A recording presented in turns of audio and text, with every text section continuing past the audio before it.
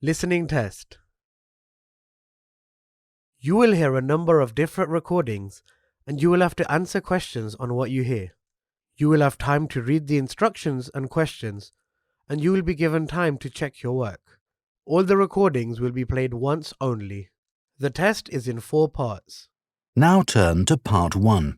You will hear a conversation between an agent from City House Services and a customer who wants to have her house cleaned. First, you have some time to look at questions 1 to 4.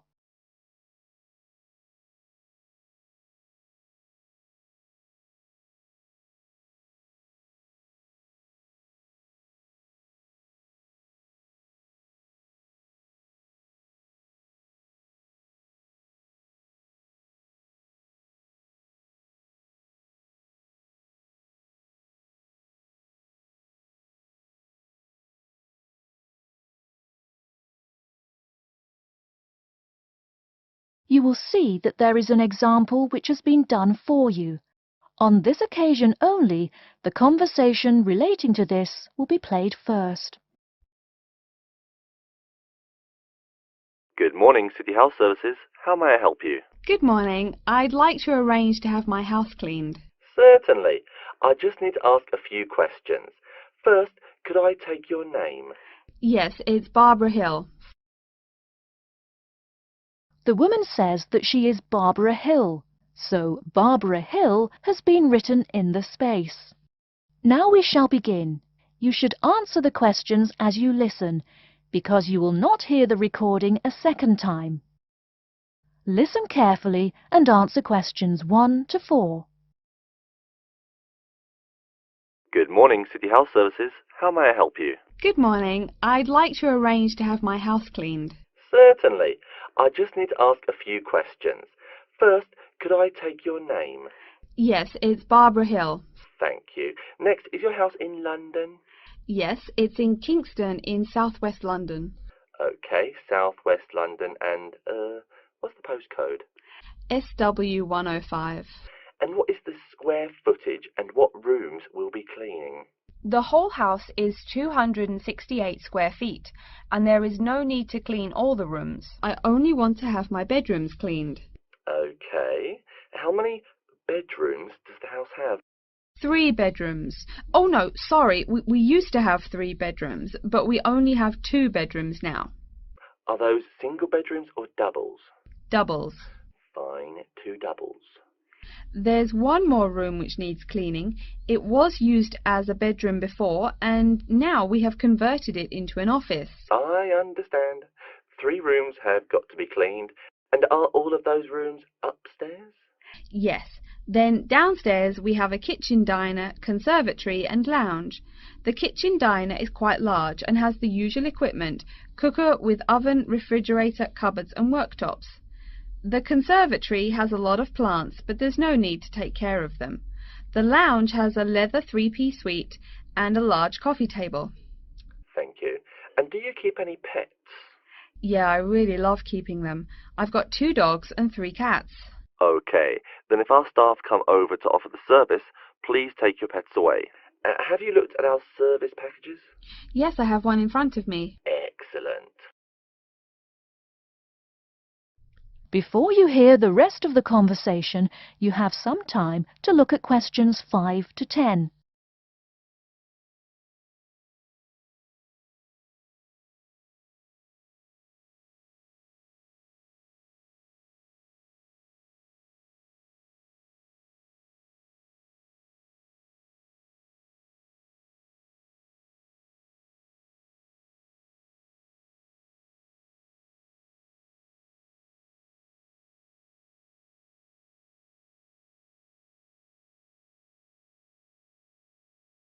Now listen and answer questions 5 to 10. Any extra services you need? Switching bed linen, work in the garden, clean the glass in the conservatory, that kind of thing? No. Actually, replacing the bed linen, yeah, that would be good. No problem. I'll just make a note of that. How about curtains, mats and carpets? What would you like us to do with those items? The curtains. I'll have to think about that. I think we should have the carpets cleaned really well every quarter. Mats can just be done with the laundry. Of course. How about clothes? We can have our staff wash and iron them, or we can have them taken to a dry cleaner. Washing and ironing. No, just ironing. That'll be okay. Okay, fine. I know quite a bit about what you want now. I should let you know that we're located on 12 Amy's Road. That's Amyes. And we work on from Monday to Sunday except Tuesday and Wednesday. Could you let me know when is convenient for you? Next Friday. No. Oh, that's no good. My son invites his friends over in the afternoon that day. Perhaps next Thursday or next Saturday? Let me check. Okay, next Thursday. When is it convenient for us to come over and provide the service? Is it okay if we come in the morning? Or we may come in the afternoon. It depends on your schedule. I'm okay with any time. Just give me a call to let me know you're coming before you arrive. Sure we will. By the way, how long will it take for the service? We usually work 1 to 3 hours for house cleaning, and the work will take 3 hours at most. And of course, if it takes more than 3 hours, you should pay extra for it. Fine. So, let me just do some calculations. That is the end of section 1. You now have half a minute to check your answers.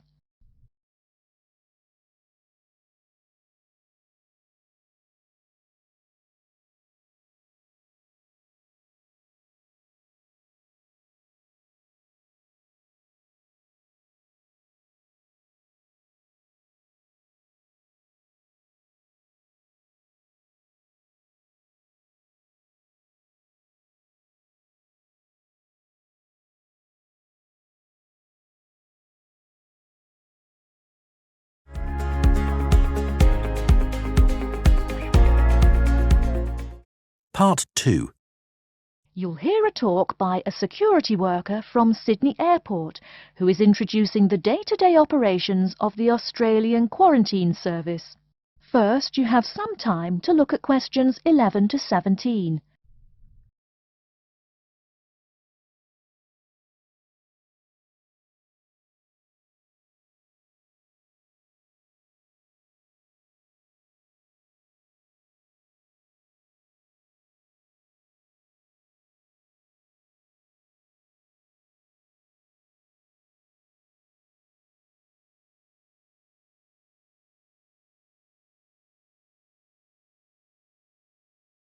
Now, listen carefully and answer questions 11 to 17. Hi everyone and welcome to Sydney Airport. Today I'll be giving you the inside information on the day-to-day operations of the Australian Quarantine Service here.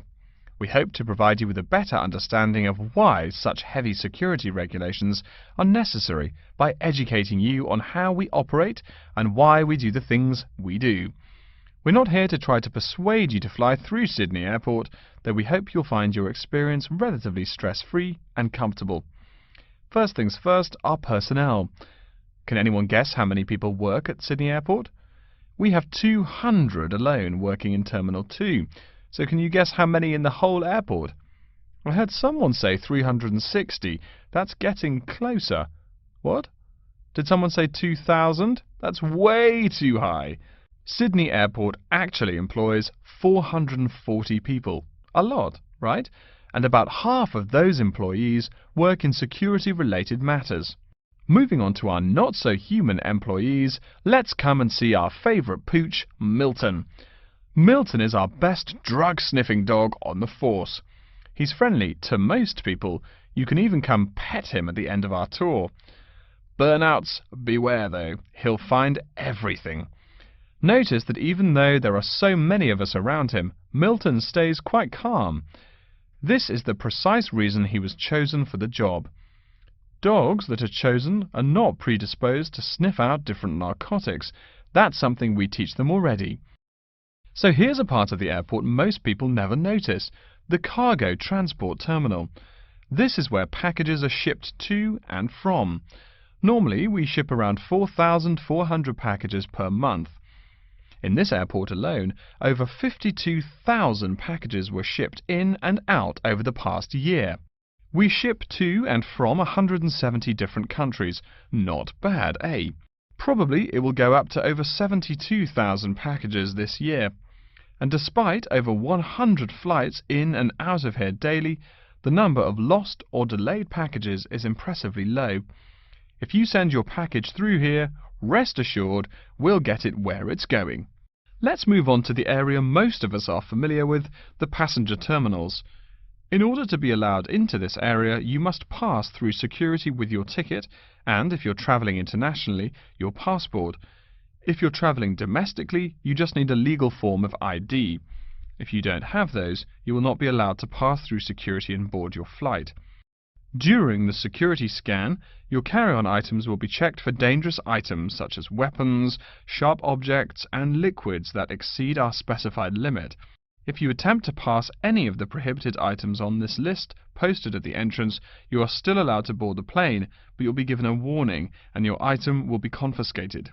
Don't worry, we will not arrest you for having too much shampoo in your bag or anything like that. We also search your carry-ons and parcels for any perishable items. We prohibit the transportation of local vegetation and prohibit parcels containing any insects in them.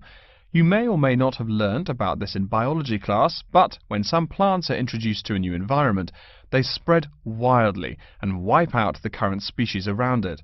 It is important to control the introduction of new plants into an ecosystem, so we must prohibit the transport of any fertile seeds. So what happens to parcels containing possibly suspicious items? It's of course something we do not take lightly here. If an object passes through the scanner that appears suspicious in any way, it is separated out for manual search by a member of our trained security personnel. If an illegal plant or simple sharp object like a pocket knife is found, it is simply disposed of in our biohazard waste containers, and the package itself is returned to the sender, or passenger if it is for a passenger flight. More serious weapons are reported to higher authorities for investigation. Before you hear the rest of the talk, you have some time to look at questions 18 to 20.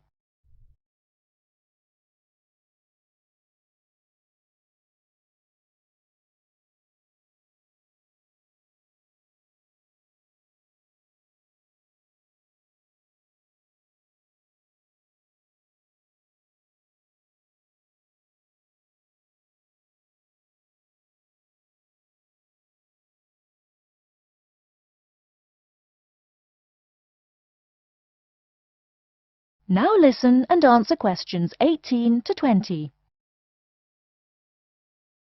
As far as parcel security, the material of the parcel is important. For shipped goods, the most common material used and the most widely accepted is paper. Make sure it is packed sturdy enough with no rips or tears. We've definitely had packages rip open before due to haphazard packing. A more common problem, though, is the package labels. When an item does not make it to the right place, this is the most common reason. The label may not be in the right place or marked clearly enough. If you're receiving any items from abroad that must be declared, please remember our guidelines in order to ensure the timely delivery of your item. Make sure it is packed correctly, and we ask that you notify customs between 2 and 10 days within the item's scheduled arrival date. OK, before we move on, are there any questions? That is the end of section 2. You now have half a minute to check your answers.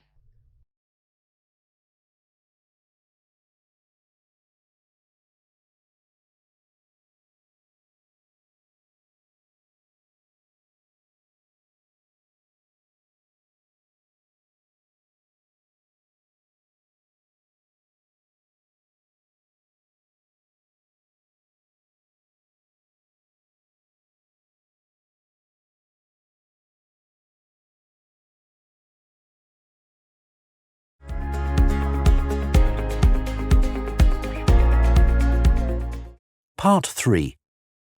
You will hear a librarian called Adam Smith talking to the students about how to use the facilities in the library.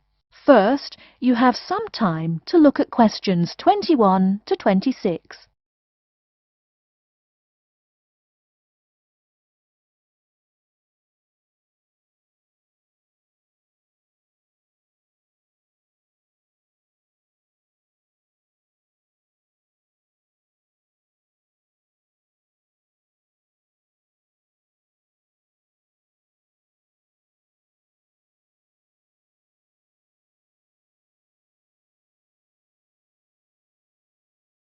Now listen carefully and answer questions 21 to 26.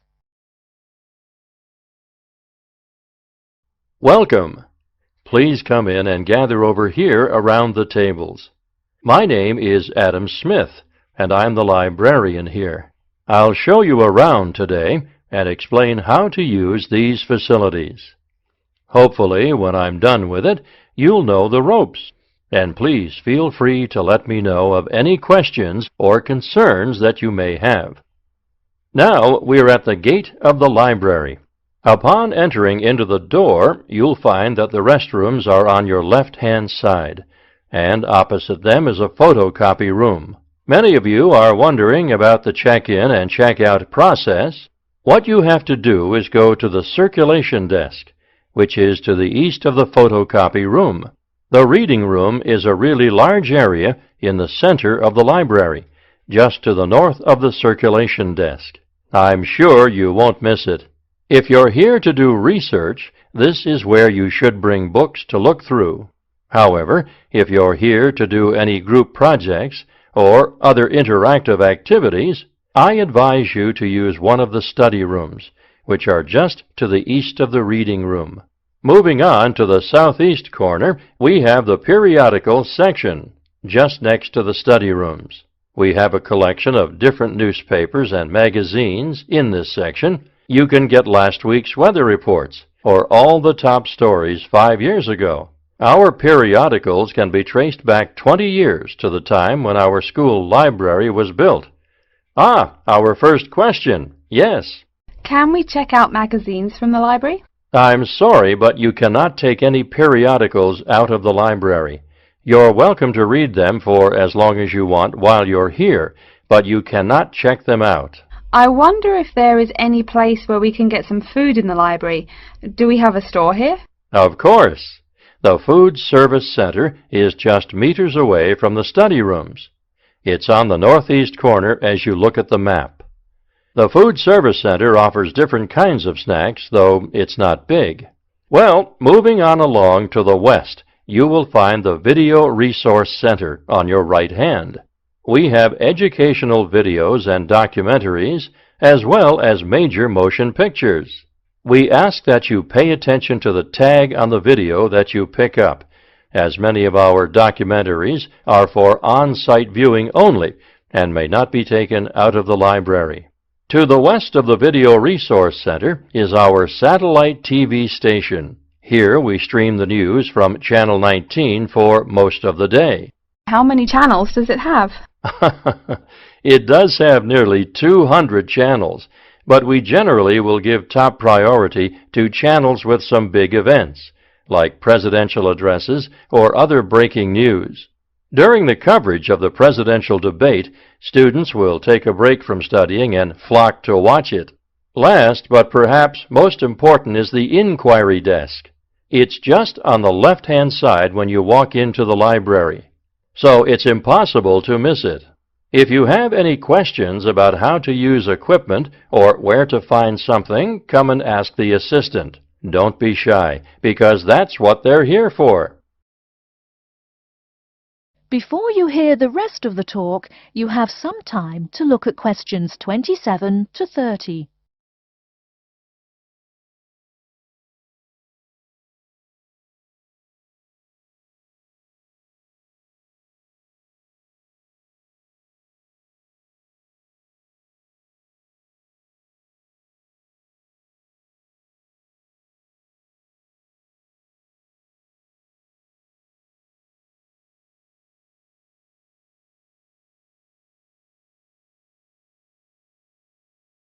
Now listen and answer questions 27 to 30.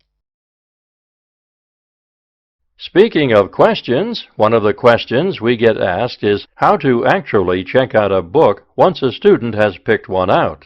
If it's a fiction or non-fiction book, look for the pink and yellow checkout card inside the back cover of the book.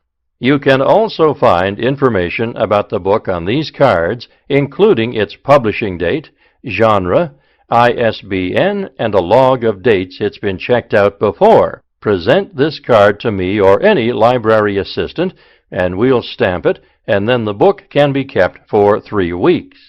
You can find general information on a field of study by using one of our subject guides. We have them on paper here, but any of our computers will allow you to search within fields as well. What if the library doesn't have a resource we're looking for? Great question. I'm going to address that. Our library is a network with a number of other universities in the area, so if there is something you're looking for and it's available somewhere in the area, we'll be able to get it for you. However, there are universities which are not part of the network, so we do not share resources with them. If you want more information about the library and its resources, you'll find it in a labeled blue folder on my desk in the Enquiry section. Okay, so that's a lot of information all at once, and I don't expect you to remember it all. The most important thing is please be respectful of the staff, and if you need help with anything at all, come and ask me or one of the assistants. All right, any questions? That is the end of Section 3. You now have half a minute to check your answers.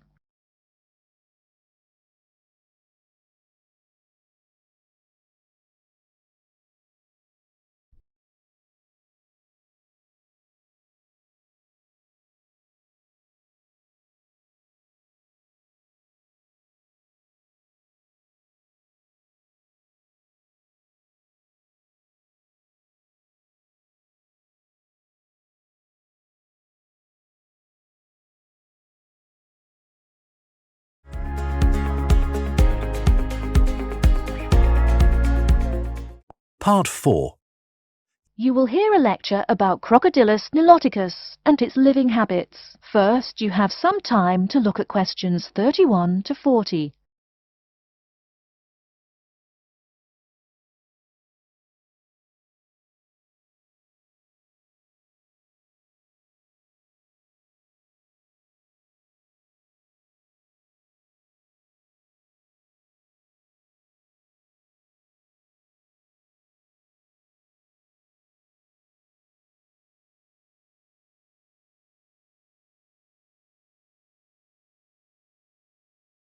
Now, listen carefully and answer questions 31 to 40.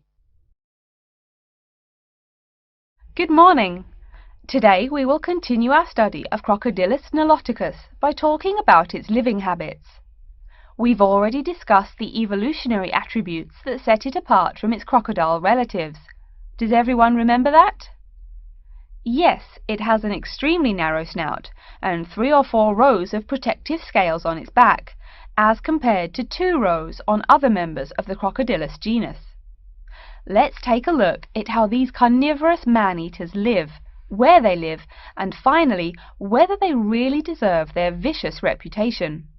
To start, I'd like to address a great question posed to me by a student during yesterday's office hours.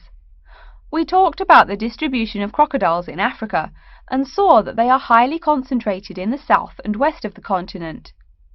This student noticed that on the map displaying the distribution of crocodiles across Africa, there were no crocodiles in the northern region, and found no mention in the literature of the existence of crocodiles in the north of Africa. Why might there be no crocodiles in North Africa? Let's save this question for later in the lecture. To find out more about the social habits of the African crocodile, one researcher named Tara Shine of the University of Ulster in Northern Ireland conducted a survey of the wetlands in Mauritania and received reports of 46 crocodiles living in one group, or float as we say when referring to crocodiles, though the usual number is a little less than half of that. In general, crocodiles are more highly concentrated in wet subtropical environments near bodies of water and rich vegetation. While South American crocodiles thrive in cool rainforests, the African crocodile is more equipped for heat. Though they can survive at the hot temperatures found in some deserts, they are not equipped to handle dry climates and thus cannot survive in places like the Sahara Desert of North Africa. As cold-blooded animals, crocodiles' core temperatures fluctuate from their average of 38 degrees Celsius as external conditions change. Thus, they need to avoid extreme temperatures. Others live an underwater life, keeping a body temperature close to that of the water. As their own unique method of regulating their body temperatures, some African crocodiles have made dens by digging holes in the ground to provide themselves with a cool, dark place to retreat from the hot African sun. Speaking of the hot African sun, let's go back to the question asked at the beginning of the lecture. We know that there used to be crocodiles in northern Africa, yet today there are none. What are some possible explanations for this? Some students have suggested that the African crocodile has evolved from a desert creature into a wetland creature, thus causing them to migrate south for more appropriate conditions. Others presume that the crocodile was hunted out of northern Africa by a fiercer predator. While these are intelligent guesses, the real story is a little bit different. The key to this migration is that the Sahara Desert did not always cover the north of Africa. About 8,000 years ago, the land was fertile wetlands, perfect for breeding crocodiles. Over time, though, the area dried out and the wetland slowly turned to desert, leading the African crocodile to migrate south to the marshlands they call home today. Some crocodiles did, however, adapt to living in dry conditions. In Mauritania, some crocodiles have learned to survive in an area where they can go up to 8 months with no water, by spending the driest of times in what's called a torpor, or short period of hibernation. To utilize every bit of rainfall, these desert crocodiles dig underground caves that collect runoff, thus staying cool and hydrated. During the mating period in November and December, males attract females to their viciously protected territory through a number of behaviors that range from snapping their jaws all the way to sending infrasonic pulses through the water. Afterwards, the female digs a hole up to 60 centimeters in depth to store the eggs for an 80-day incubation period. The female protects these eggs during the period, and sometimes even helps crack the eggs with her snout at the end. These teeth-gnashing carnivores are softer than we think. Although these vicious creatures have attacked humans on a few occasions, the residents are not afraid of them. In fact, they show a great deal of reverence towards these wondrous creatures. Some say that crocodiles bring water to their habitat, so if they leave, they will bring the water with them. Obviously, this is not true, but it demonstrates the admiration the inhabiting people have for crocodiles. Generally, crocodiles do not predate on humans. They attack when humans populate the crocodile's habitat, instilling fear and uneasiness in the crocs. Like any other species, crocodiles are known to attack when feeling fear. There's still a lot more to be discovered about the African crocodile. Researchers want to know more about the population size, how many crocodiles inhabit Africa in all, how they form separate floats, etc. There is still also much to learn about migration patterns and relations to other populations of crocodiles now found in other parts of the world. Next time, we'll examine a few specific case studies of crocodile populations in southern Africa. That is the end of section 4. You now have half a minute to check your answers.